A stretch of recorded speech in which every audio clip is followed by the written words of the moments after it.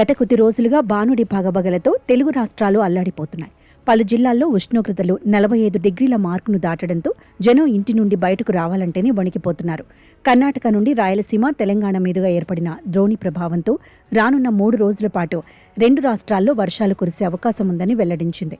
ఈ వాతావరణ మార్పుల వల్ల గత కొన్ని రోజులుగా నమోదవుతున్న గరిష్ట ఉష్ణోగ్రతలు గణనీయంగా తగ్గి వాతావరణం చల్లబడే అవకాశం ఉంది. దీనివల్ల గరిష్ట ఉష్ణోగ్రతలు 2 నుండి 3 డిగ్రీల వరకు తగ్గి వాతావరణం కొంత చల్లబడనుంది. తెలంగాణలోని దాదాపు 22 జిల్లాల్లో వాతావరణ శాఖ ఎల్లో అలర్ట్ జారీ చేసింది.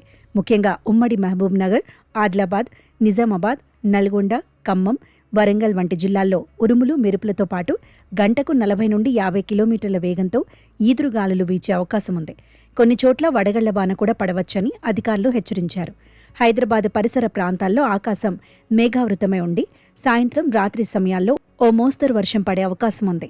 పిడుగులు పడే ప్రమాదం ఉన్నందున ప్రజలు అప్రమత్తంగా ఉండాలని, ఈదురుగాలుల సమయంలో చెట్ల కింద నిలబడవద్దని సూచించారు. ఆంధ్రప్రదేశ్లో కూడా దీని ప్రభావం స్పష్టంగా కనిపిస్తోంది.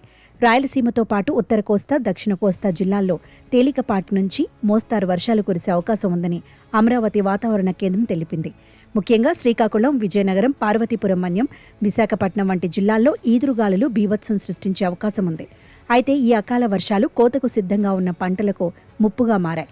చేతికి వచ్చిన ధాన్యం తడవకుండా తగిన జాగ్రత్తలు తీసుకోవాలని, లోతట్టు ప్రాంతాల ప్రజలు అప్రమత్తంగా ఉండాలని అధికారులు కోరారు. వచ్చే వారం మధ్య నాటికి మళ్లీ ఎండలు పెరిగే అవకాశం ఉన్నందున ఈ వర్షాలను కేవలం తాత్కాలిక ఉపశమనంగానే భావించాలని వాతావరణ నిపుణులు చెబుతున్నారు.